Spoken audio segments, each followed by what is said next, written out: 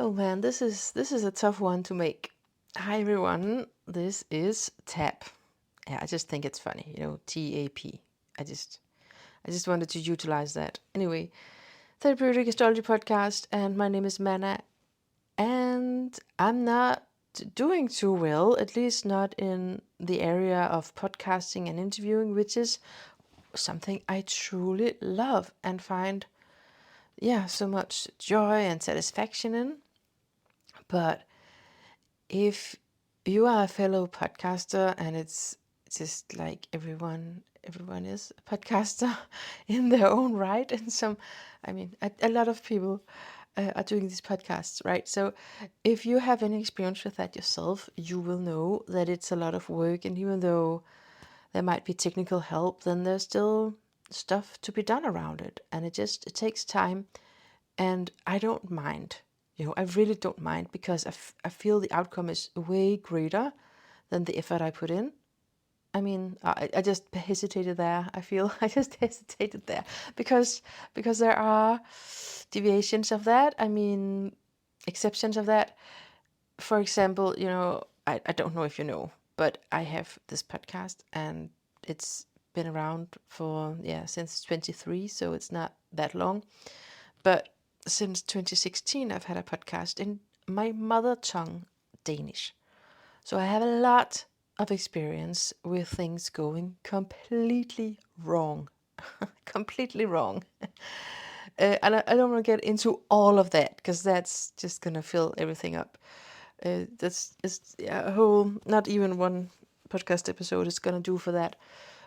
There's a lot right now going on with guests who regret having been part of it.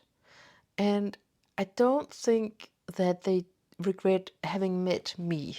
It's like usually I take things quite personally, but it's not even gotten to that, because there are so many other things to be done before I can even go to that emotion. Because it's just so stressful when someone says, "Hey, I'm really sorry I said all of that, and I want you to take it out."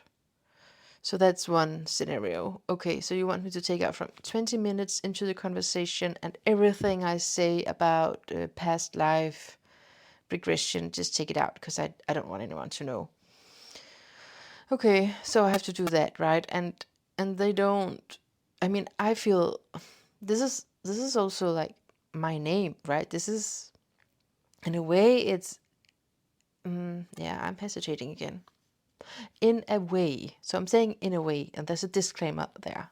In one way, in one sense, this is an art production, right? This is co-creating something together with another person, and it's something you don't even know.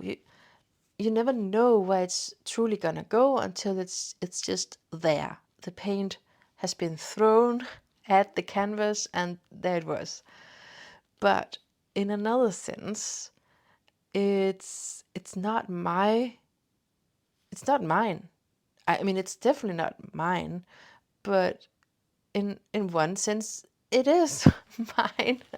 I'm there, I'm hosting it, I'm kind of taking responsibility for it, but it gets complicated because I have a lot of different guests on here, and so they have their say in it. And then never really wanted to go legal around it, and I've not even given you the worst examples yet of what kind of complaints I can have. But if you wanted to go legal around it, and I know in some countries you do that, I just feel I lose too much. It completely demotivates me, to be honest. Even just the thought of having to argue with a former guest on the podcast who wants it to be taken down. So that's the other thing I mentioned. Someone saying, okay, take this part out. And then they are not really in charge of how this episode is going to fit together. I can't really put in an intro saying, hey, my guest didn't want this part to be in there, so now that's why you're gonna hear it like this. That's also selling out or exposing the guest, right? So it's just kind of, okay, people are gonna think whatever, and I have to loosen the grip, and I really have loosened the grip on the outcome on this podcast, just because I feel my English sucks, and I don't. And when I get a little bit nervous, it sucks even more, and yeah. So I have had to lower the expectations around the outcome. So yeah, I've been like whatever. Also because in English, I mean, it's only online, right? Only. I mean, and it's harder. If you've heard this podcast, there have been several episodes with really poor sound. So that's one thing that I can actually during the interview really struggle to hear what my guest is saying. And it's not that like we haven't tested the sound or anything. We do that before we go on, but sometimes it's like this guest has this time slot, and if it's not now, it's gonna be another 4 months until we can find another time, and this is the sound that she has, so you better work with that, right? Because I've been like reading the book and preparing, and it's like, okay, whatever, let's just try and record. So there's that factor of the sound being a struggle, and then lowering expectations around that. But also just the interactions are different online, I feel. Sometimes I've had guests who've spoken for a long time and dropped me off. I've not been, I did not know what they were talking about. To be honest, I kind of think that they were talking about this or that chapter of the book, or this or that theme, but I couldn't follow. And if we had been present together, several things would be easier. First of all, they would be able to tell, and I would not be able to not tell, because they would be able to see it on my face and my body language, and they would see how I'm like just flipping through pages of the book that we're talking about, trying to figure out where we are. So that's one thing, and I also think it's easier for me to interrupt in person, because on Zoom it's like if when I interrupt, there's like 5 minutes back and forth afterwards. Like, oh, what did you say? Hey, did you say something? Yes. And it's like, who's doing the talking? And I, yeah, I can't imitate that. I hope you know what I mean. If you've ever been on a Zoom conversation, there's some delay, and then when stuff like that happens, I'm also kind of in charge of trying not to.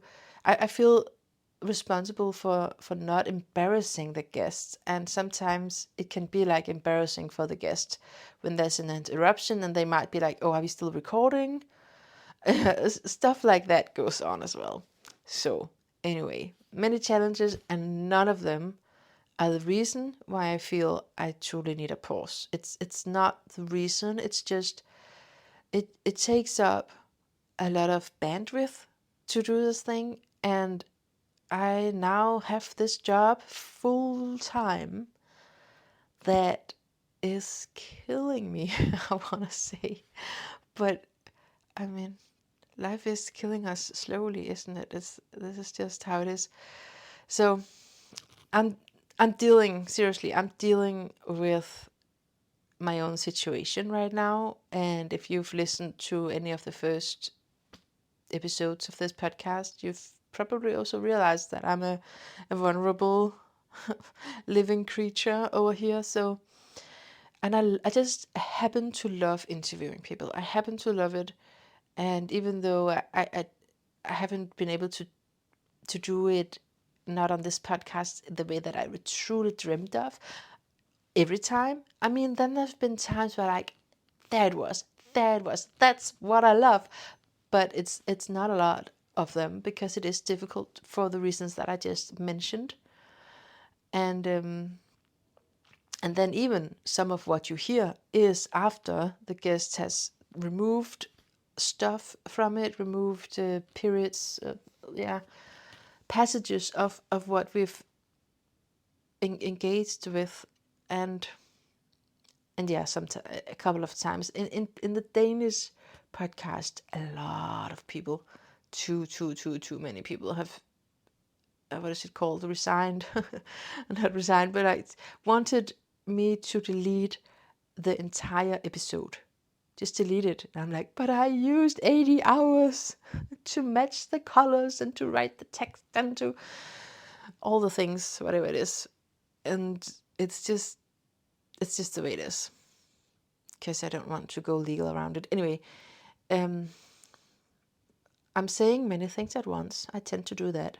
So I am talking about situations, the exception to the rule where I destroy my own creation because it's not truly mine. So I have to just destroy it because the other part, the part who's actually the what's it called, the main actor, is regretting ever having met with me. And then it gets personal a little bit. There it gets personal.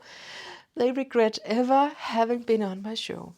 And I have to take it out. I have to destroy all the hours, all the bandwidth, all the energy put into it. It's for nothing. And then you can say, oh, but didn't you get an experience, Mannah? Well, that is when I think it does not add up. I think it does not outweigh. The outcome is not, it's not enough compared to what I put into it. That's those kind of situations for sure. And then I also talk about just how I really love interviewing, and there are a lot of the interviews done in English that have not been completely fulfilling for me, I must say. They are not in Danish as well, because everything can go awry at any time in these interviews, because it's real living creatures, both of us, all of us. We're just here, and we can mess up, and we can all become insecure, or whatever it is that happens in the resonance there. But in the English podcast, it's been harder because it's only been online, and because of the language barrier, and sometimes also the other person also, has a second language or even fourth language. I'm plenty challenged just from speaking English. Okay, so what now? Well, now I've for a while here, I've just been like, okay, whatever. It doesn't have to be. I don't even want to say perfect because it's so far from perfect. So it doesn't even have to be good. It can just be something. I just wanted to kind of keep my judgment out of it. Just make it. Just do it. Really, just do what you love and send it out, and let's see how people respond. The kind of thing. And waiting for people's response it's just always that's a bad idea for me, at least. Anyway, so I've been holding on because I love it, and I love reading the books, and I really, as you know, I have an interest in the people and the topics that we go through. But the thing is, I've increased my hours at my work, and it's this day job, I call it. It's my day job. What's my night job? My night job, I guess, is being a mystic. And so my day job is at a rehabilitation treatment center. I think it could be called that, for addiction, several addictions. And I've had that for more than a year now, but I've increased in hours. I'm there full time, 40 hours a week, and it's just incredibly daunting, exhausting. Is probably a more correct word. Exhausting, but it's also giving. It's not that, but it is. So I'm recording this on a Saturday, and I've done nothing all day but sleep, and it was not meant to be that way. Because when I finally have a day off, because I also study. I'm enrolled in 3 different studies right now. Visionary cosmology and tarot being one of them, a trauma therapist being another of them, and the third, psychotherapist.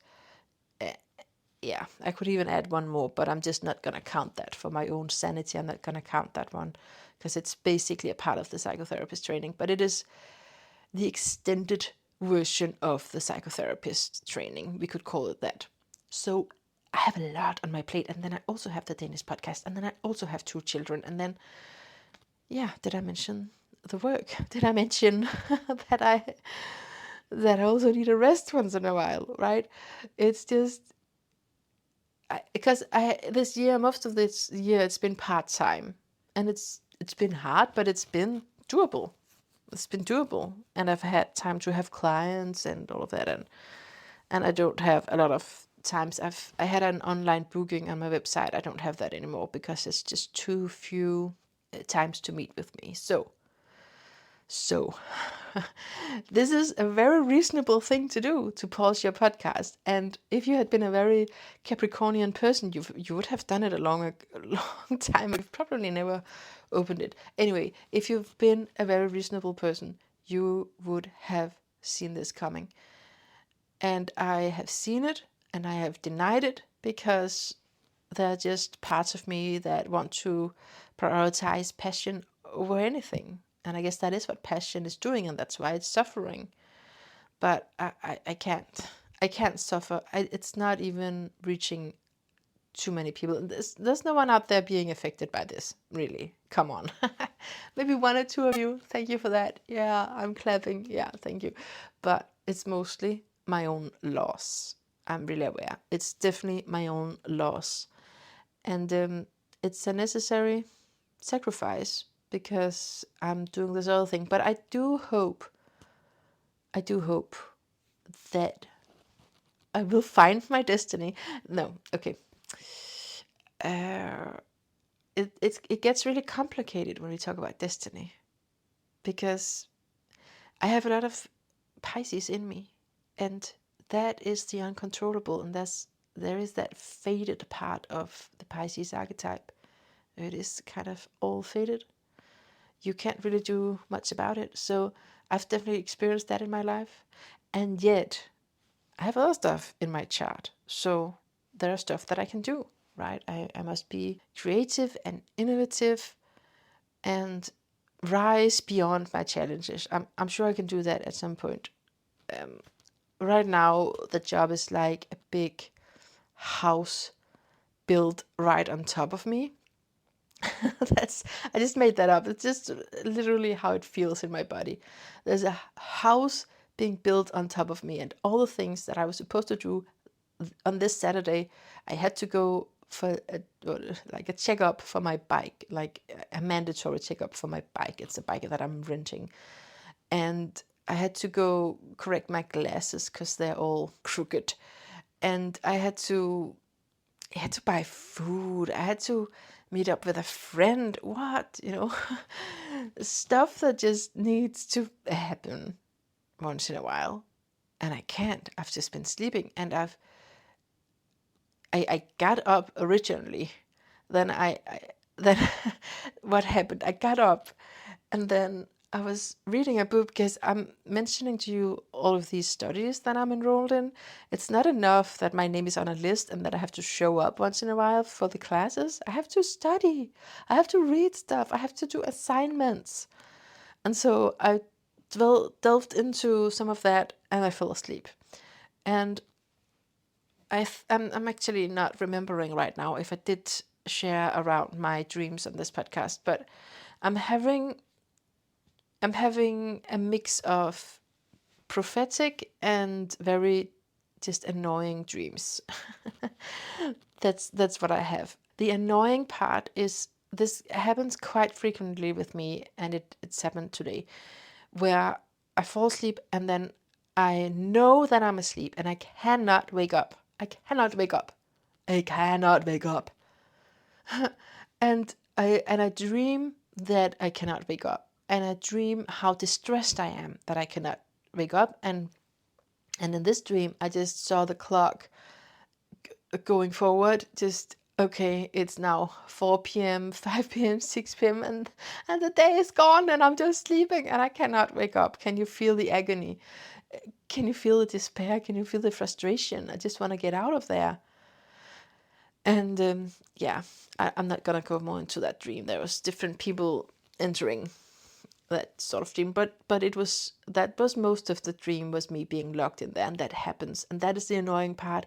And I've not really had anyone being able to tell me what that is, other than just annoying. I don't know what that is. I mean, what I could think it was is that my body just is exhausted and need to rest, even though I don't want to, even though I have stuff to do. That could be it. And so there's a struggle between. I don't even know what it's between. Is it? Can we say that it's between my body and a part of me that wants to achieve stuff, possibly. And then I have prophetic dreams, and that's, yeah, I mean, that is uh, also part annoying.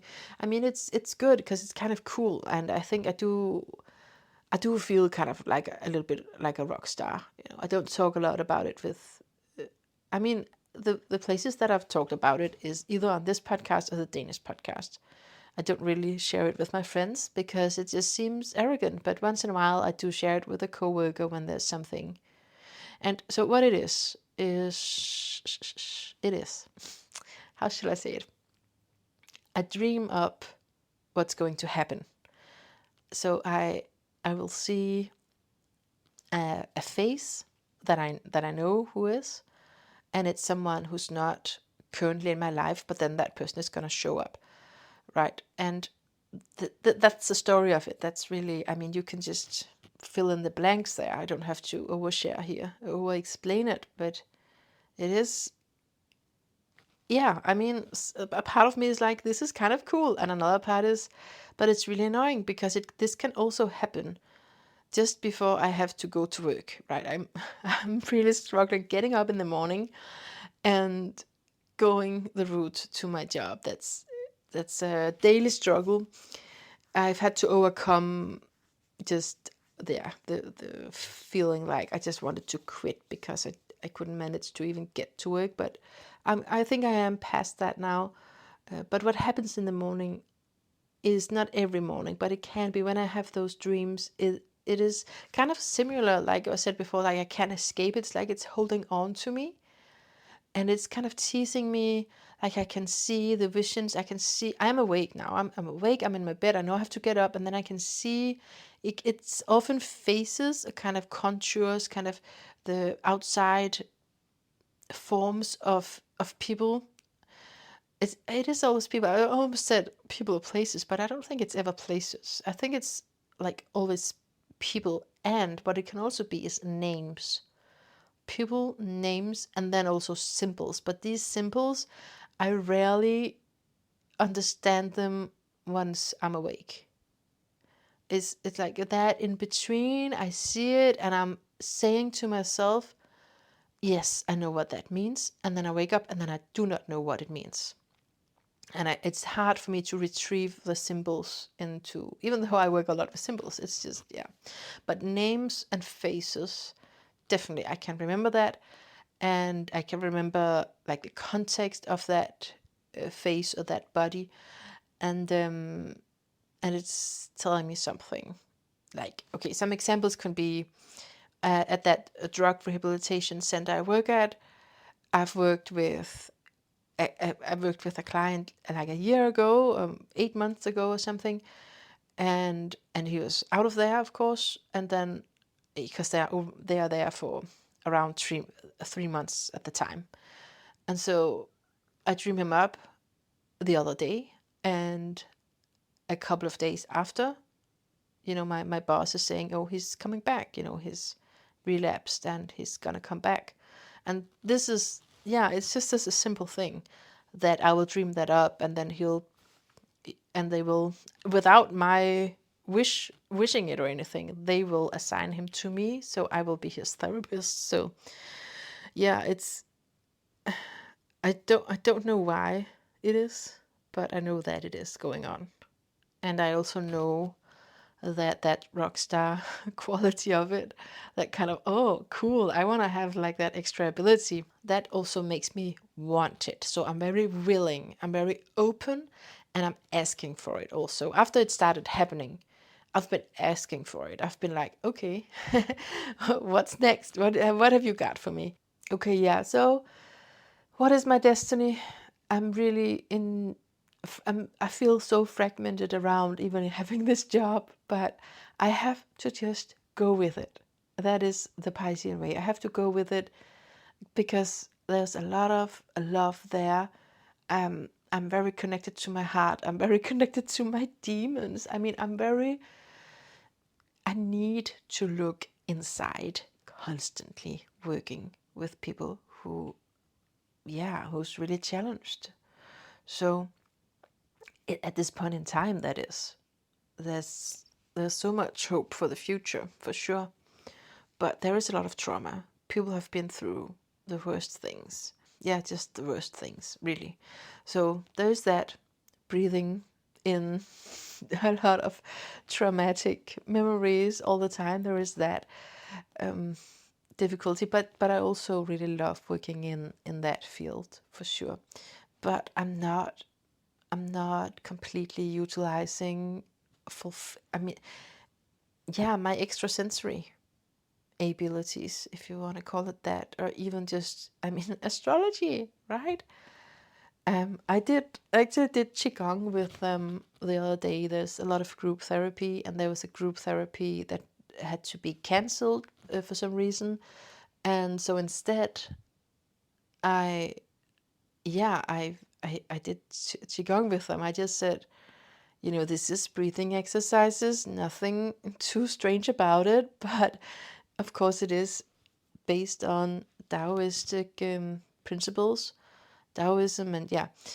Anyway, but just like a very short introduction to what is life force and how do you develop it, train it, work with it.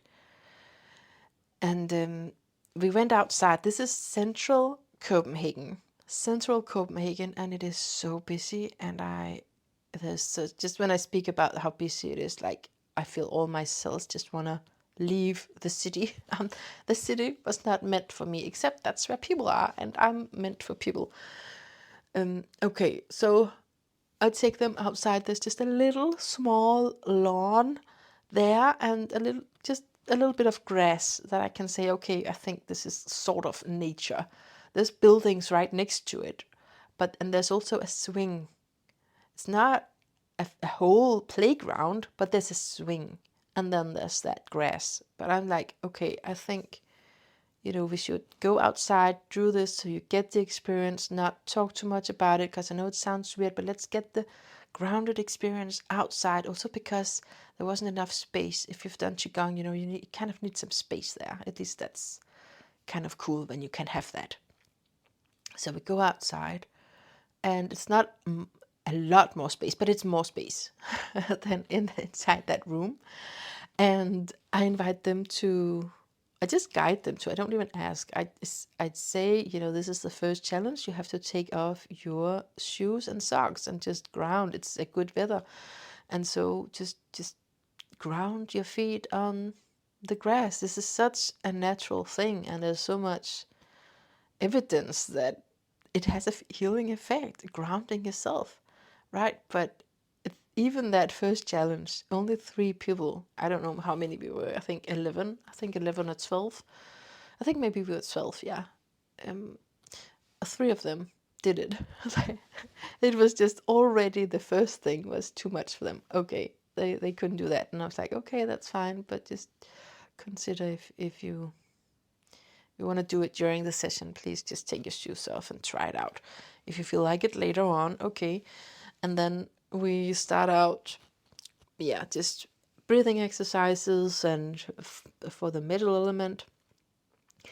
And just, I think maybe 10 times we did that. I'm forgetting the name of it right now. I should remember probably, but I'm forgetting the name of the exercise. But we're doing a breathing exercise for the middle element. It's Buddha holding up the earth. That's the one. Buddha holding up the earth. We're doing that. And I think we've done it 10 times, and I prepared them doing these exercises for a lot of rounds. So just get into it, to get into the flow. After 10 times, we've hardly began anything. A whole kindergarten just comes after that swing. Poor children, right? There's no green areas. I mean, there are green areas, but it's further away. There are really few green areas. Just let's put it like that. I don't want to scare away tourists, and someone's gonna sue me for Denmark not making enough money because we don't have any grass. There are grass. I mean, there are parks, but it's just they are really crowded. And from where I work, it's too far to go on the time that we have. So we had to settle for less, and a whole kindergarten apparently also had to settle for less in that same time slot. Oh man. So they were, of course, screaming and singing and yelling, and it was just right next to us. And in that moment in time, and I've been having several thoughts about it afterwards, what I could have done that would have gone better. But in that moment, I decided to just pull through. Just mention, okay, kids are coming, focus on yourself, be with your breathing. And I just kept on guiding. And within very few minutes after that, or very few exercises at least after that, I lost people. I mean, half the group just sat down, and some started smoking, some started calling someone on their phone.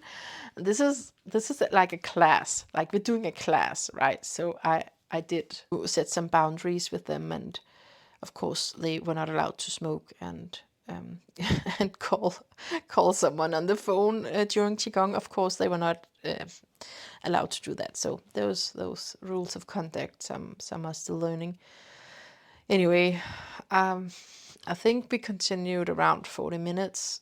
We did the whole 5 elements, but quicker than usually, a lot quicker.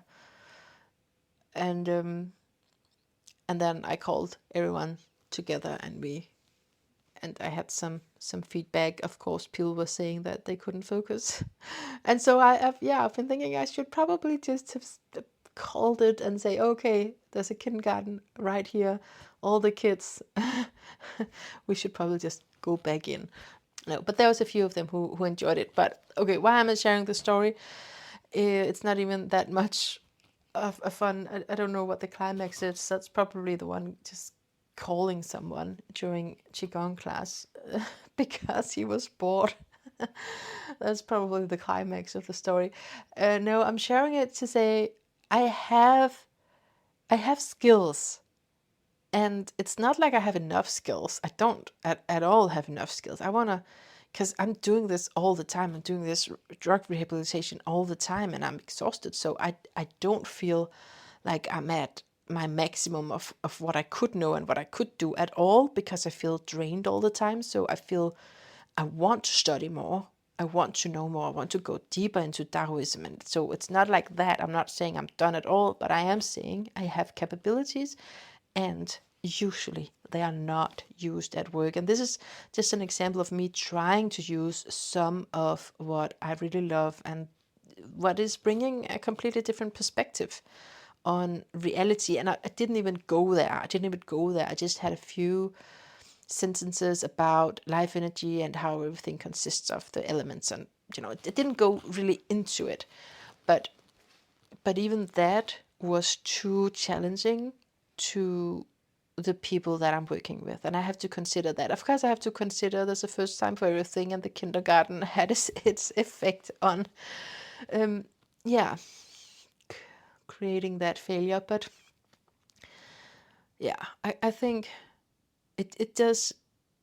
I mean, even without the kindergarten, these guys would not have enjoyed being there. And yeah, I think maybe just they're not ready. They're not ready yet. I don't think so. And it's not what I'm paid for either. It's really not. It's really not. It's way past what I'm. Yeah. So basically, what I'm saying, and I've been saying this for a long while, so maybe I've said it. Maybe you've heard me say it before, is that I feel like I'm an undercover mystic. That's what I feel. Because I have all of this knowledge, or at least opening up for these knowledges. I don't want to say that I just know a lot. It's more that that's what I'm vibing with. That's what I believe in. That's what I'm vibing with. That's what I live from. That's what I care about. And that is definitely what I care about. That is what I care about. What do I care about? I care about the philosophies of life that takes us to very strange places, at least compared to our current culture, and that brings us a lot more agency, the much needed agency in a world where it sometimes can be hard to recognize that we have any. Really, what I call a mystic is the same as a trauma therapist in me. That's the same. That is the same, because alchemizing and looking at the trauma that took place inside of us, of course, as a result of a shock trauma or a developmental trauma, whatever, however that disconnect looked like, then it is also going on inside of us. It can be literally in intrusive thinking, the thought like I'm not worthy and I'm not good enough. But those states can also be found in the nervous system. But you can also see it as part of our neurophysiology. When we have been wounded, then there is that experience of unworthiness locked into our nervous system. And we really need to accept that and to understand that and to embrace that wound. So this is something that is a regular, it's quite a common idea in trauma therapy, and it definitely is also in the mystery traditions, in, I'd say, Taoism, even though I'm not saying that I'm a Qigong master like at all, but I'm just into these kind of things, and definitely in astrology.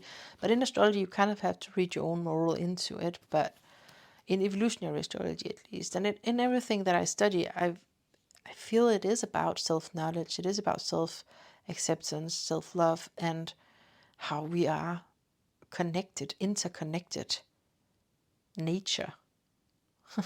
Connected with nature. We are interconnected nature. And so trauma is, in that sense, what is keeping us disconnected. And when it is happening as an internal dynamic, we can actually do a lot of healing work around it. That's the good news. My understanding, trauma, wounding, disconnection, well, it is self-attack. It is self-attacking messages. And in parts work in IFS, you can see that as literally a child. This is a part of you that's still a child, and it's held there in a pocket of time, in a time warp. It's right there, here now, but it's stuck in the past. And then the only thing we can do is to meet it and be present with it, rather than despise it, because it doesn't deserve that. It's just helping you in the most misguided way, bringing in self-attack, guilt, or at least as long as we've not accessed full liberation. And I haven't either. I'm not saying that, but I am saying that I'm dedicated to it. And what am I dedicated to? I'm dedicated to self-examination. Self-examination and Qigong and all the other things that I explore, tarot, definitely astrology. That's my major thing. All ways to self-examine. All ways to self-examine and to question, what is this life about? What is this one wild original life of mine going to be about? What do I want it to be about? So that's what I'm saying here, is just that I don't know how long I'm going to have this job. I don't know if it's my true destiny. Maybe not, but it is right now my fate. I'm accepting it as my fate right now, because it's also giving me a lot of reasons to self-examine. There's a lot of experience, let's call it that, right? It all turns into experience, all the failures and all the times where you didn't really adapt yourself to the target group, to the people you're working with. And so I'm definitely working on that, and it also just it goes directly into my attachment. I remember Gabor calling this the drive for closeness. I love that just simple. I think he's saying a lot more about it, but I just noted that sentence around what is attachment. It is the drive for closeness, and then obviously you can have different versions of that, but it's attachment is the drive for closeness, wanting to be close physically, wanting to be close emotionally. And I'm triggered in my attachment style or system because people I work with, all the clients, they get under my skin and they stay with me. They stay in my heart, and this is the shaky business, because I know we're supposed to go home and not think about them anymore, but it's just not the Piscean way, and I'm definitely in my own therapy working on this, but I'm not sure. I'm not convinced that I can separate, because it's kind of fluid for me. But yeah, I'm fluid, but I'm trying to not make a mess of it. But it has the personal dimension, right? And I think that's the trouble, but it's also the reason why I can stick around, because there is that personal dimension to my work, and I have to be authentic, and I love authenticity. I love it.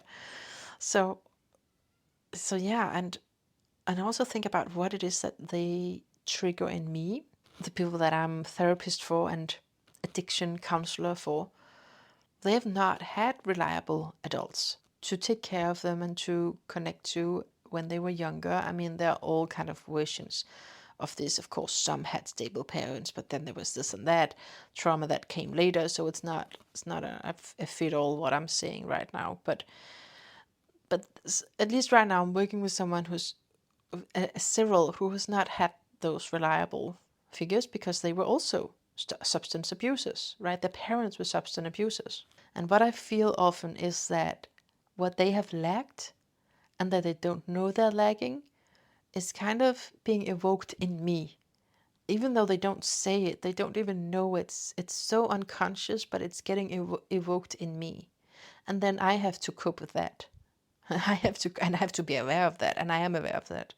But I definitely have to be aware of that, because otherwise I could just go in and be someone's parent, and that's not going to work out. I have to give them, of course, the responsibility back, and I have to help them become their own person in their own right, and not being dependent on me. I think that's very crucial to me, to not just create more codependence, but to be of actual service to them. But it is interesting for someone like me who loves the self-examination, what gets evoked. And I have to use my imagination, because I don't know for sure, and my client don't know. Okay, I actually just wanted to look up the Gabor quote, because I have one of his books here, so I could just read it. So this is from, I don't know if it's the newest, but it's The Myth of Normal. I can't find the thing I was saying before with the drive for closeness, but I can't find this. So let me just read from page 106.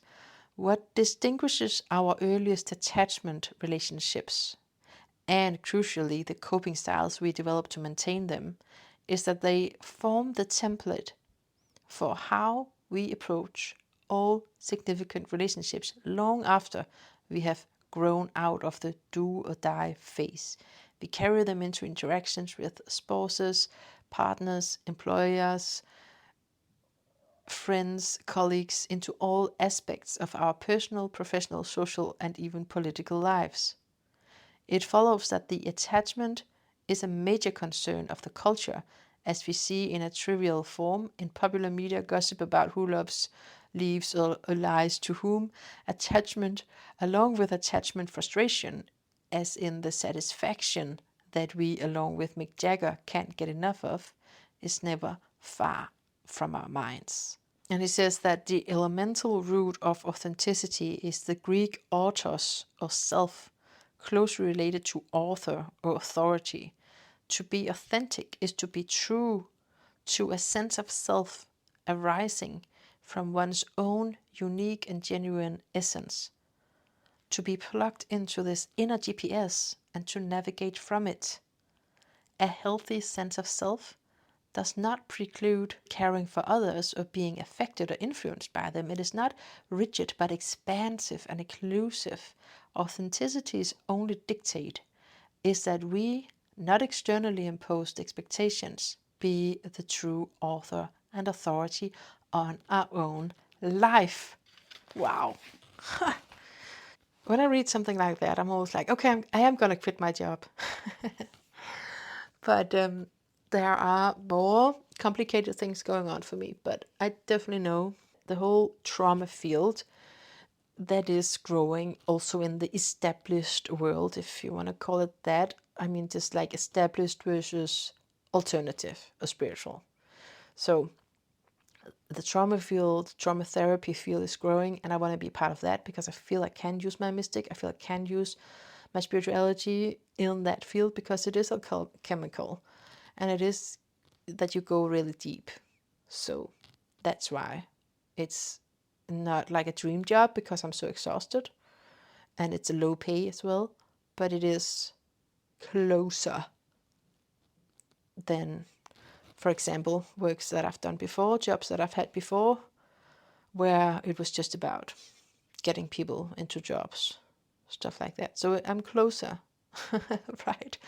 And I may just find my destiny if I follow through. Let's see. I really don't know. And the reason why I'm pausing this podcast is, like I said, it's a matter of time. I definitely need more time, but I also need more time and stillness to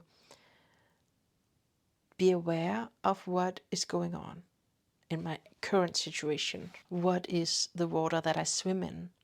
What is right in front of me? Because every time I go to therapy regularly, at least every second week, but also more than that, but at least every second week. And sometimes when I come in, I'm like, oh man, I don't know if I should be spending all of this money on this, because actually I should have just sat down and be and be quiet once this week, and that would probably have helped a lot on all the things that I'm not now going to share in therapy. So this is not a thing that's been like this always with me. But it comes in periods. I will say that, like, I can get flooded, and then I do experience disconnect, and I experience loss of meaning in what I'm doing because I cannot follow along. It's moving too quickly. Everything is moving too quickly. I have to stop. And yeah, so this is one of those currents coming, and I've done it several times in the Danish podcast where I've been like, okay, this is the end, it is over, and then I've started again. But one time it was like a year pause. So who knows? I don't know if I'm gonna come back to Therapeutic Astrology podcast in a few weeks or in a year or never. I don't know. I have to keep it open. I do have some interviews planned into the future, and I'm gonna cancel the ones that are in the next couple of weeks, and then I'm just gonna see what happens, because maybe I will feel energized, and then I'm just gonna feel autonomy and a sense of control and energy again, and competence, and yes, drive to do this. I mean, because that's what I kind of were referring to before. I also feel like I'm not really mastering this in English anyway, and so has got to be slayed, because I could take other things out of my life when I'm too busy, but I'm taking this podcast out because it is something that I sometimes struggle to feel purpose around, because I've not really managed to create a whole community around it or anything like that. And I guess my Leo rising has been relying on other people's support for, yeah, and we all need social belonging, as well as we need our own autonomy. So yeah, this line of work is really close to my heart. I just wish that I could also use astrology and all the other things that I'm not only passionate about, because passion can be many things. Passion can be going on a motorbike ride. That's also, I think, important. Very important for some people. Not wanting to diminish that at all, but I'm just saying it could also be that I am supposed to help people through this work, because I don't just do it for myself. I don't. I do it to create meaning. I want to serve. I want to be helpful, and I want to also use my abilities as a channel that I'm getting more and more into, and that I also think I do need some guidance around at one point, but not more studies for me right now. We'll see what happens with everything. Okay, so I'm gonna close off here because yeah, thank you. Thank you for listening to this one. Thank you if you've been part of this whole journey with me a couple of years. Must have been 2 years now doing the English podcast. And yeah, we're probably gonna meet again. I think I have, like I said, I haven't cancelled my interviews into June yet. So let's see if I'm gonna pop back up. But at least now you know why you don't get a notification a couple of times per week. It's almost been, but it's supposed to be just once a week. But I think I've even pressed a few more in there, haven't I? So you know why that is, and if you never hear from me again, then just be well and know that you have a place to call whole. And I think that place is inside of you, and it is why you're here, to find that, to discover that, and to really enter into that, settle into that.